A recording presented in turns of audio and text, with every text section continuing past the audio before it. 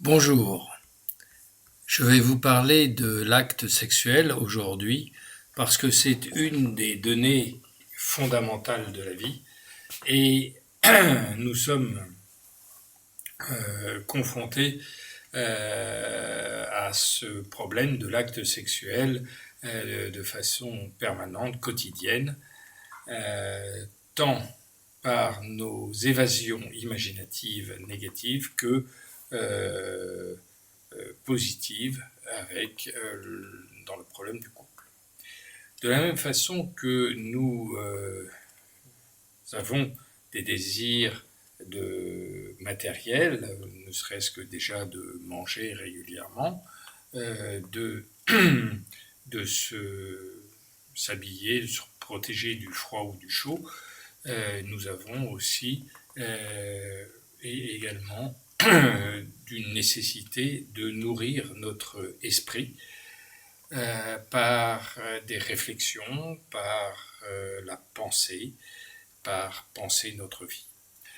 Alors, nous avons vis-à-vis de l'acte sexuel déjà les trois phases qu'il faut bien comprendre parce que ce sont trois étapes qui vont construire, si vous voulez, la relation sexuelle. D'abord, il y a les préliminaires, c'est le côté vraiment plus spirituel, c'est la phase très importante dans laquelle les valeurs de deux personnes vont se rencontrer, vont avoir la même direction, les mêmes intérêts, et la distance entre deux personnes, c'est pas le nombre de kilomètres qui les séparent, c'est la différence de leurs valeurs. Qu'est-ce que tu penses de la vie? Alors, c'est une très vaste question, certes, mais on peut tout de suite aller dans le détail. J'ai vu tel film, ça m'a intéressé, il y avait un dialogue qui m'a rappelé ceci, qui m'a rappelé cela. Donc, vous voyez, on va rentrer en permanence. On juge un petit peu, et à tort, ce qui nous arrive. Enfin, on juge à raison ce qui nous arrive, c'est pour en tirer une expérience. J'ai fait telle expérience, j'en ai tiré telle valeur qui va me servir dans ma vie. Et puis, donc, tirer les jugements positifs. Ça n'a pas été satisfaisant, je ne vais pas recommencer cette erreur, ça a été satisfaisant, je vais recommencer. Ça, c'est le premier point. Mais il y a aussi les jugements négatifs, c'est-à-dire je suis supérieur aux autres ou je suis inférieur aux autres, parce que ça marche dans les deux sens, qu'à partir du moment où on n'est pas objectif, on est subjectif. Et si on est subjectif, ça peut être une survalorisation ou une dévalorisation, donc positif ou négatif. Et ces jugements, on va juger en permanence tout ce qui nous arrive. Une voiture qui passe trop vite devant vous, vous allez dire oh, il devrait faire attention. Vous émettez un jugement et votre partenaire dit écoute, c'est toi qui exagères, ou bien tu as raison, etc. Et vous voyez à chaque fois le côté vécu, enfin notre vie de tous les jours, on la partage. On la partage et à travers ce partage, qu'est-ce qu'on partage? On ne partage pas euh, euh, la marque de la voiture qui vient de passer trop vite. On partage le fait qu'il a été trop vite et que ça nous a gênés ou pas gênés, que ça a fait du bruit, que ça m'a fait peur, etc. Donc on parle de nos valeurs et en parlant de nos valeurs, on s'approche, on se rapproche ou non de notre partenaire. Ça, ce sont les préliminaires. Alors, vous allez me dire quoi? Les préliminaires, c'est la façon dont je vis ceci et cela. Oui, c'est la façon dont vous vivez, parce que si vous construisez votre vie, ça veut dire quoi construire? Ça veut dire ajouter des valeurs les unes aux autres pour faire une sorte de maison, d'endroit dans lequel vous allez avoir une cohérence, hein, puisqu'une maison c'est cohérent, on ne peut pas mettre une brique comme ça, elle ne tient pas toute seule, il faut la poser sur les autres. Les valeurs, c'est la même chose, il faut les poser sur les unes les autres, elles s'entrelacent, elles se complètent, et ça va finir par faire un mur qui va nous protéger des attaques excitantes du monde extérieur. Bon. Eh bien, les préliminaires, c'est tout simplement faire la vaisselle, parce que on est là avant son partenaire, et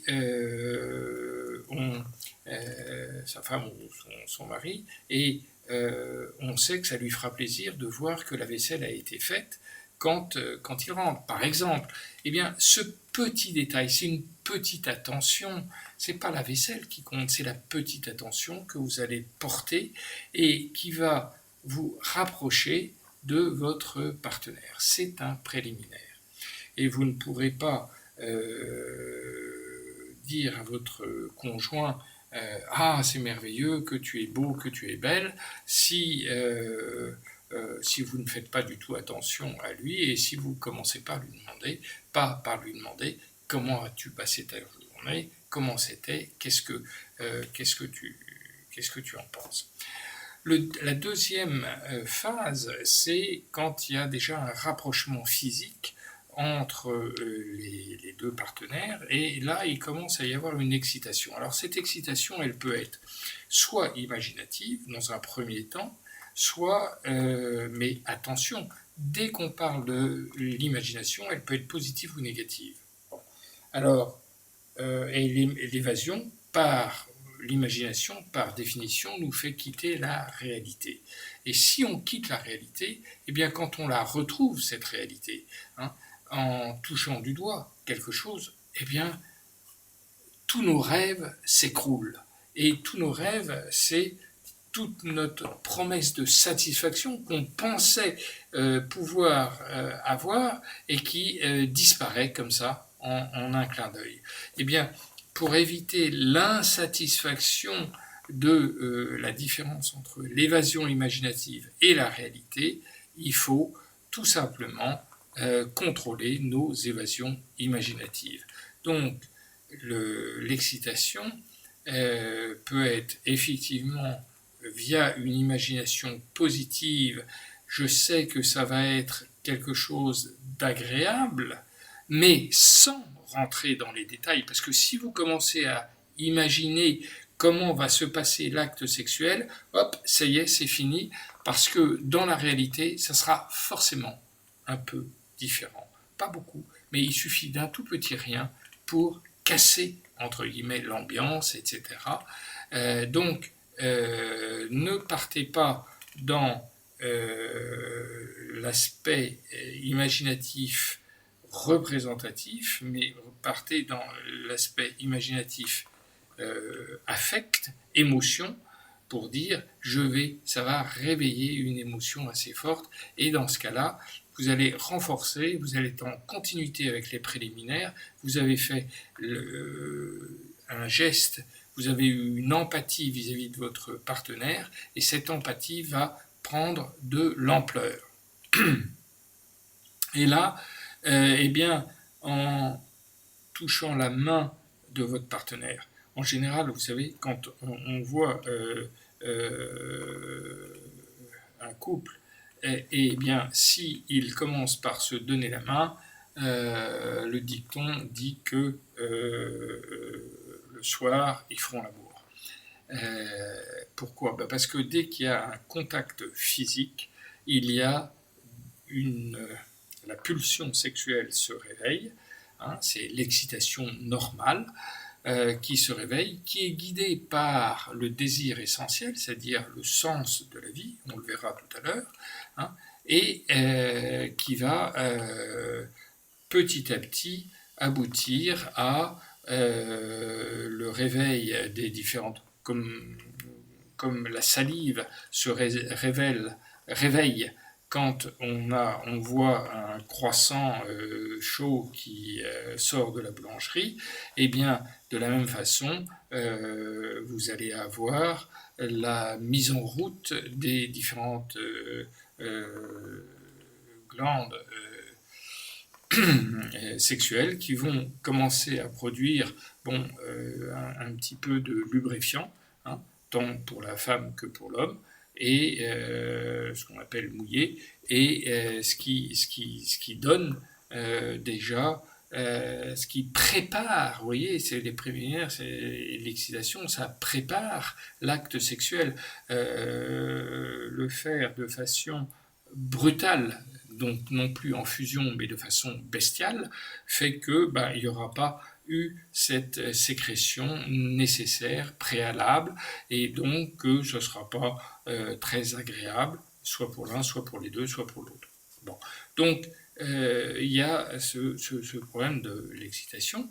Et enfin, la fusion, c'est-à-dire la véritable union avec le partenaire, parce que ce que je vous ai dit, vous avez le monde intérieur, le monde extérieur. À 3 ans, on différencie ce qui est à moi, ce qui est à toi, et on a, dans ce cas-là, on se sépare, le monde intérieur se sépare du monde extérieur. Et puis, toute notre vie, on va avoir besoin de réunir ce monde intérieur avec ce monde extérieur, et cette réunion, eh bien, elle passe également par l'acte sexuel, et l'acte sexuel, c'est la fusion, hein, c'est l'union fusionnelle, où on ne fait plus qu'un, le partenaire s'intègre parce que le plaisir, entre guillemets, doit être partagé. Je fais plaisir à l'autre, ce qui me fait plaisir, ce qui lui fait plaisir, et ainsi de suite, et ça finit par faire un amalgame d'une seule personne, entre guillemets, qui est en dehors un petit peu du temps et de l'espace, entre guillemets, puisqu'il y a une fusion totale entre les deux partenaires. Mais pour arriver à cette fusion qui est vraiment le summum, qui est vraiment l'orgasme partagé, et autant par l'homme que par la femme, eh bien, il y a tout un travail préalable sur soi à faire. Et si on ne le fait pas, eh bien, l'acte sexuel est dépourvu de sens, ou du moins ne donne pas suffisamment de satisfaction pour entraîner toute une conséquence d'attention vis-à-vis du partenaire, de calme intérieur en disant « Ah, je suis comblé ». Être comblé, c'est j'ai vécu quelque chose de merveilleux, et ça me suffit. C'est un petit peu comme être rassasié, c'est-à-dire j'ai assez mangé, je n'ai plus faim, et j'ai l'impression de ne plus avoir jamais faim. Eh bien, en faire l'acte sexuel, on peut être comblé, c'est-à-dire être satisfait de façon définitive, ce qui ne sera jamais le cas, rassurez-vous. Le lendemain matin ou une heure après, ça peut se réveiller de nouveau, donc c'est très très bien, mais sur le moment, on a ce sentiment soit d'être rassasié, soit d'être comblé, hein. Et intellectuellement, spirituellement, si vous voulez, matériel, sexuel et spirituel, spirituellement, c'est le sentiment de cette émotion, de cette joie à l'intérieur de nous quand on a compris quelque chose. Alors, maintenant, les 3 axes et les 2 dimensions. Ce qu'il faut bien voir, c'est de comprendre que nous évoluons dans le monde intérieur. Il a 3 axes, la spiritualité, la matérialité et la sexualité. Et ce n'est pas séparé. Vous n'avez pas une sexualité et vous êtes de l'autre côté au travail ou dans votre maison. Non, vous êtes les 3 à la fois. Ça, beaucoup de gens n'arrivent pas à comprendre que ce qu'ils font d'un côté va se répercuter sur les autres, hein. On ne peut pas être à la fois on est forcément les 3 à la fois. Alors, La spiritualité, c'est pensée, volition, sentiment, c'est, je dirais, le conscient. C'est le début de l'exploration du conscient, donc voilà. Mais dans lequel vous avez d'une part un raisonnement et d'autre part une émotion. Dans la spiritualité, vous avez j'explique quelque chose et il y a le moment d'explication et le moment de la compréhension. Vous avez les deux. La compréhension vous donne une émotion. Donc, c'est pas parce qu'on explique quelque chose de façon intellectuelle avec l'intellect, mais quand on reçoit l'émotion, c'est le côté spirituel, c'est la fusion des deux quand ça fonctionne, c'est-à-dire que on a un sentiment de la légalité, un sentiment qu'il y a des lois et qu'on a compris ces lois. Et quand on comprend des lois du monde extérieur, tout comme celles du monde intérieur, eh bien, on est satisfait. La matérialité, c'est la nourriture, la protection dont on a besoin, donc on se représente et on a représentation et affect, ou bien représentation et émotion, affect, émotion, c'est la même chose. Et au niveau de la sexualité, vous avez l'excitation et puis le soma, c'est-à-dire les imaginations et les sensations. Là encore, vous avez représentation et affect, imagination positive ou négative, et puis sensations physiques qui viennent compléter cette sexualité. Là, c'est les trois axes, spiritualité, sexualité, qui vont permettre de nous situer. Où est-ce que vous êtes ? Alors après, la deuxième question, où est-ce que vous allez ? Mais si je donne le raisonnement et l'émotion, j'ai les deux dimensions, le vecteur qui va m'indiquer la direction vers laquelle je vais, mais si je ne précise pas l'endroit où je suis, spiritualité, matérialité, sexualité, ça ne me donnera pas grand-chose. Alors, on va essayer de le représenter. Donc, le désir qui donne lieu à un motif. Le désir, j'ai envie de faire ceci, et si j'ai envie de faire cela, ça va créer donc un motif, un moteur qui va me faire agir. Alors le désir se positionne dans les trois axes, côté spirituel, matériel et sexuel. Donc le désir va se situer entre les deux, il va créer un motif. Et le motif, il a une intensité et une orientation. Le motif, c'est j'ai vraiment envie de faire ça.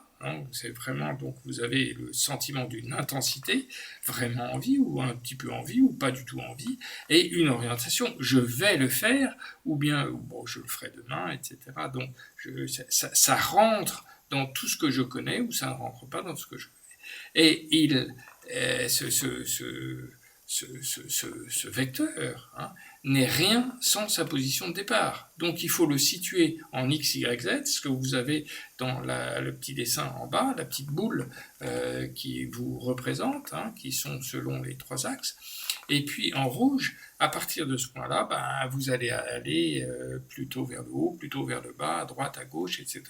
Vous allez avoir une partie réelle, une partie imaginaire. C'est quoi ?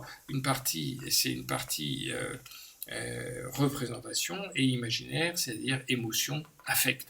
Et vous voyez, quand je dis imaginaire, c'est pour le distinguer c'est pas dans l'imaginaire, c'est pas l'imaginaire dans l'imagination, c'est simplement un axe qui est différent de la représentation. La représentation, c'est vraiment dans la réalité, et la partie imaginaire, c'est l'émotion, c'est vraiment difficile de la saisir.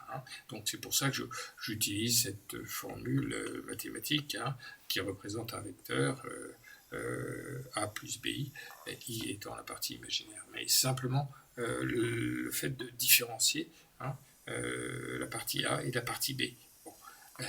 Donc ça, on le verra aussi plus en détail. Alors, les différents cas. Donc les différents cas, vous avez le cas normal, avec les trois axes, spirituel, matériel et sexuel, comme vous voyez dans le plan matérialité et sexualité, et puis verticalement, la spiritualité. Mais bon, là, je les ai mis la spiritualité verticalement, mais ça a plus de sens, mais on peut le mettre dans les trois axes, vous inquiétez pas, on peut mettre le sexuel en haut, etc. Ça n'a pas d'importance. Ce qui compte, c'est d'avoir ces trois axes. Alors, si vous n'êtes que dans deux axes, par exemple, spirituel et matériel, c'est-à-dire, eh bien, vous avez inhibé la sexualité. Ben non,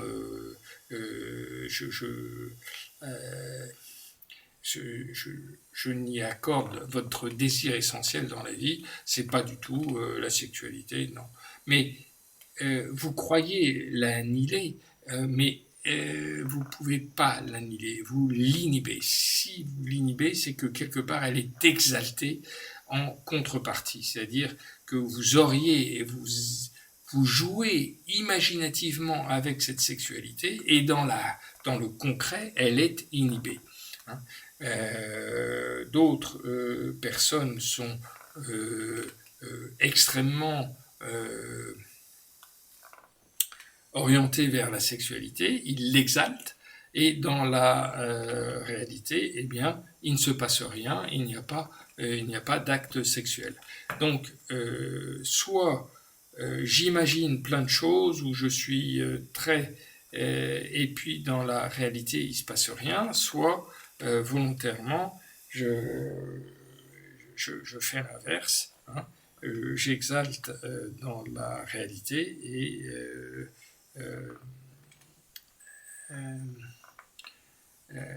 j'exalte dans la réalité mes conquêtes et le fait de changer de femme tous les jours, etc. Ça, c'est une exaltation de la sexualité et j'inhibe le fait d'avoir une vraie sexualité, c'est-à-dire de construire avec un partenaire une vraie sexualité. Et la personne qui a un partenaire différent tous les jours, croyez-moi, ne sait pas ce que c'est que l'acte sexuel. Parce que l'acte sexuel, c'est pas le fait de faire l'acte sexuel, c'est le fait d'avoir construit préliminaire, excitation et acte sexuel, d'avoir eu ces trois phases qui amènent à un acte sexuel dans lequel il y a une véritable fusion. Et comme je vous ai dit, la fusion ne peut pas exister entre deux personnes qui ne se connaissent pas, qui n'ont pas les mêmes valeurs, qui n'ont pas échangé. Peut y avoir un quelque chose temporairement, mais pas du tout finalement, qui n'a rien à voir avec ce que vous pouvez construire quand vous construisez sur les trois axes. Alors la situation numéro 3, c'est les personnes qui sont purement exaltées sur l'esprit. Tout comme on pourra avoir le 4 exalté uniquement sur le matériel et le 6 est uniquement exalté sur le sexuel, dont je vous ai parlé. Le 6 et le 2 sont en opposition, c'est un. Vous voyez qu'il y a deux axes d'un côté, un de l'autre. Soit je ne fais que l'amour avec des personnes toujours différentes, etc. Mais finalement, ça ne me donne pas satisfaction et j'ai toujours envie de recommencer avec quelqu'un d'autre en me disant « Ah bah c'est parce que elle avait les cheveux blonds, ah non, c'est parce qu'elle avait les cheveux marrons, non, c'est parce que elle avait les cheveux longs, non, c'est parce que... » Et il y aura toujours un parce que qui va vous dire « Ah bah ça n'a pas marché parce que... » Voilà. Alors il n'y a pas de parce que dans la vie, parce que la vie est ce qu'elle est. Et il n'y a pas de mais ceci, mais cela. Ça, c'est le nerveux qui dit partenaire, il était presque bien, mais ben non, le partenaire, il est vivant, donc il n'est pas parfait. Donc il a forcément un mais quelque chose. Hein. Donc voilà, c'est là où il va falloir travailler. Bon. Alors, la personne qui est purement exaltée sur l'esprit, la situation numéro 3, purement exaltée sur l'esprit, elle est complètement inhibée sur les deux autres plans, sur la sexualité, sur la matérialité, c'est-à-dire qu'elle se prend pour quelqu'un de supérieur et qui ne va pas s'abaisser à faire une comptabilité, ou tout comme faire la cour à quelqu'un. Donc, qui est très égoïste, renfermé sur lui-même, et égoïste, et qui ne donnera rien. La personne qui est purement orientée vers la matérialité, ce qui compte pour elle, c'est le gain d'argent, et le gain d'argent prend tout le temps. Tout le temps fait que on n'a pas le temps d'avoir une réunion amoureuse, un dîner aux chandelles ou quoi que ce soit. Ça, c'est de la perte de temps pendant laquelle je pourrais gagner de l'argent. Alors, je ne le fais pas, je m'oriente uniquement sur le côté matériel. Et puis, le banalisé, qui, lui, a le côté matériel et sexuel, et en fait, il cherche l'excitation par la matérielle, l'excitation en permanence. Alors, l'excitation en permanence, c'est soit j'acquiers quelque chose du monde extérieur, soit je possède quelque chose du monde extérieur. C'est la possession et non pas l'union. Alors là aussi, comme c'est la possession et non pas l'union, eh bien vous voyez que si je reviens sur la troisième phase de l'acte sexuel qui est la fusion, eh bien la fusion ne peut pas exister dans ce cas-là. Alors, vous voyez, le banalisé, il ne pourra jamais avoir non plus de sentiment d'une véritable fusion avec son partenaire, parce que il n'y aura pas donc le banalisé ou le sexuel bestial, et c'est une forme de banalisation plus restreinte, plus orientée vers la sexualité, mais il y a toujours les trois axes, il y a toujours un tout petit spirituel, un tout petit matériel, etc. Vous inquiétez pas, il y a les trois.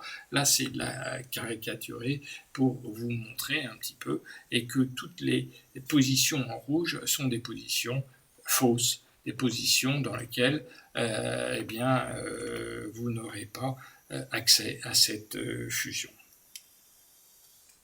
Alors, cette fusion, justement, c'est la chaleur d'âme. La chaleur d'âme, c'est le fait que va se créer, puisque dans un couple, il y a deux personnes qui interagissent, l'homme et la femme, eh bien, soit c'est naturel, et vous avez les trois phases qui s'opèrent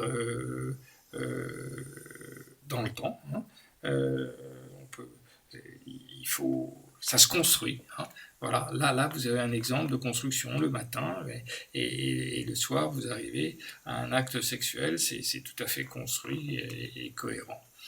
Alors, comme il y a deux personnes qui interagissent, soit l'une est exaltée, soit l'autre est inhibée vis-à-vis du sexe, et vous avez un blocage dans la phase 3 ou dans la phase 2. Forcément, il y a un moment donné où ça va coincer, parce que soit au niveau des préliminaires, ça va pas marcher, soit au niveau de l'excitation, ça va bloquer. C'est parce que si on s'exalte, on va se donner une pseudo-satisfaction avant le terme, à part l'imagination,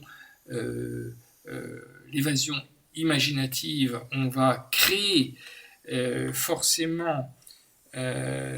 Cette évasion imaginative va vous faire voir des images entre guillemets en train de faire l'amour etc. qui vont créer une décharge en fait excitante. Chez l'homme, il va se mettre à bander, même si il est tout seul, voilà. Mais imaginativement, il peut créer pour la femme c'est la même chose, peut créer, mais ça ne se verra pas sous cette forme-là, il va créer cette satisfaction qui va se donner, et quand il va revenir à la réalité, la situation, il se l'est déjà donnée, donc elle n'existe plus. Donc si elle n'existe plus, il y aura un blocage. Aussi simple que ça. C'est quand vous comprenez que avec l'imagination on peut remplacer l'excitation réelle, eh bien vous comprenez qu'on peut se donner une pseudo-satisfaction, une satisfaction virtuelle, et cette satisfaction virtuelle, elle va contrecarrer, bloquer la satisfaction réelle. Si vous êtes trop dans l'admiration, vous aurez en face une peur et une fuite, trop, tu es extraordinaire, tu es beau, au bout d'un moment vous en avez marre, puis enfin, pas vous, mais le partenaire en a marre, il a peur et il fuit, ça c'est le blocage dans la phase 3, au niveau des préliminaires. Ou bien vous avez trop de sentimentalité, mais trop de sentimentalité, c'est forcément une ambivalence avec l'accusation et le reproche, et vous avez un blocage au niveau de la phase 1. Trop de suffisance de l'arrogance et autres, ça va donner un blocage au niveau de la phase 2, c'est-à-dire de l'excitation. Je vais quand même pas m'abaisser à te caresser, etc. Moi, c'est toi qui devrais me caresser. Pourquoi tu me caresses pas? C'est toujours moi qui te caresse en premier. Donc là, au niveau de la phase 2, c'est-à-dire l'excitation, la partie spirituelle et physique, la partie physique, ça coince. Et donc, vous n'arriverez jamais au blocage à la phase 3. Et puis la culpabilité exaltée aussi, qui est que jamais je vais y arriver, il est trop bien pour moi, qu'est-ce qui va se passer, etc. Donc là, c'est la même chose. Ça va être un blocage dès le départ au niveau de la phase 1 des préliminaires. Donc la chaleur d'âme, c'est ce qui va c'est cette... dites-vous que c'est comme un feu, un foyer, une sorte de poêle à bois dans lequel on va mettre des bûches petit à petit, ça va chauffer, mais ça ne peut pas chauffer en 5 minutes.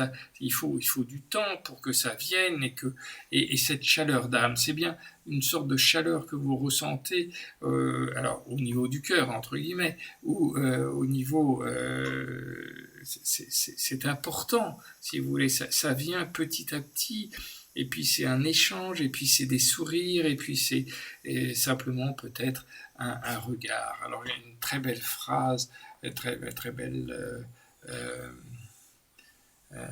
description comme ça d'un pianiste qui joue et qui, avec sa femme, je ne me rappelle plus lequel c'était, et qui voit sa femme qui regarde un autre homme qui était assis un petit peu plus loin, sur le côté, et il dit, je les voyais en train de faire l'amour en se regardant. Voilà. Donc, on n'a pas besoin, on peut faire l'amour sans que ça soit forcément physique. On peut vraiment faire l'amour en se regardant d'un bout à l'autre d'une salle. C'était une description très extraordinaire, si vous voulez, de cette chaleur d'âme qui finalement est plus importante que le côté physique. Le côté physique, bien sûr, apporte toujours quelque chose d'agréable, mais on est comblé. Quand on est comblé, c'est ce que je vous disais tout à l'heure,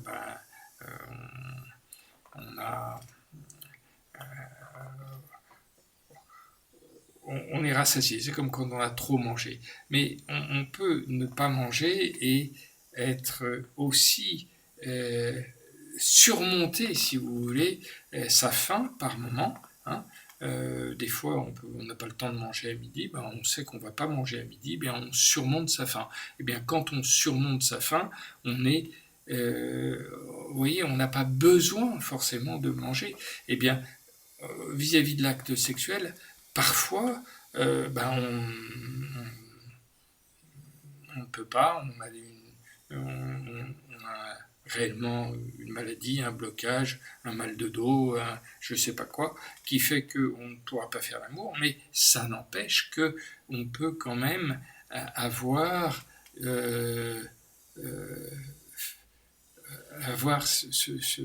cet apport entre deux personnes tel que cette chaleur va remplacer un petit peu. Alors ce qu'il faut, c'est d'arriver à faire les deux ensemble, cette chaleur d'âme, au moment de la phase numéro 3, c'est-à-dire de l'orgasme. Donc pour ça, il faut travailler en amont. Travailler en amont. Et ça veut dire quoi? Ça veut dire anticiper, parce que grâce à la science qui permet de prévoir, si vous avez une loi, vous savez que si je vous dis 2 plus 2, vous allez me dire, oui, ça va faire 4. Donc vous avez appliqué la loi de l'arithmétique et vous savez que 2 plus 2, donc ça fait 4. En appliquant une loi, vous pouvez prévoir. Et parce que si vous ne voulez pas anticiper, eh bien, vous allez vous opposer à la vie. Et si vous vous opposez à la vie, vous n'aurez jamais de satisfaction. Pour avoir une satisfaction, il faut comprendre que la vie est légale, que la justice est immanente, et que grâce à cette immanence, en acceptant que la vie est immanente, que les lois existent, qu'on le veuille ou non, eh bien, en acceptant ça, on accepte que ça se passe bien, et ça va bien se passer dans ce cas-là. Être naturel, car l'acte sexuel est un acte naturel, un acte simple. Vous respirez, vous mangez, vous ne réfléchissez pas à ce que vous faites. Vous mangez et vous ouvrez la bouche, vous mâchez, vous avalez, etc. Vous buvez en même temps et tout. C'est extraordinaire ce que les automatismes nous permettent de faire. Donc c'est naturel. Quand vous respirez, vous ne savez pas quand est-ce que je reprends ma respiration et je vais souffler. Non, vous respirez, vous parlez, vous respirez normalement. Et puis, il faut savoir aussi s'oublier, couper avec le mental. Alors autant, vous voyez, on est parti du spirituel et physique, puis fusion purement physique, on va couper avec le mental à la dernière étape, à la phase 3, et on entre dans l'émotion, dans l'union avec le monde extérieur, dans la réunion de deux êtres, et ça c'est comme un feu d'artifice, entre guillemets. Ça va pas durer éternellement, non. Un feu d'artifice, c'est à un moment donné, mais ça monte, et la dernier lanceur, la belle bleue ou la belle rouge, c'est la dernière explosion qui se passe est extraordinaire. Donc je vous souhaite à tous de trouver cette joie, sachant que si vous n'arrivez pas jusque-là, vous pouvez quand même avoir cette chaleur d'âme qui va vous donner cette même explosion intérieure d'avoir fait l'amour avec le partenaire, en accord avec le partenaire, parce que vous sentirez cette communication et cet échange de valeurs que vous avez avec votre conjoint. Et ça, c'est merveilleux. Ça remplace tout ce qui peut être imaginable. Merci de votre attention. Je vous dis à bientôt. N'hésitez pas à m'écrire à mail@ehepm.com si vous avez des questions, si vous voulez justement avoir des développements particuliers, à l'ehepm.com, École des hautes études en psychologie mathématique. Voilà, merci de votre attention, à bientôt.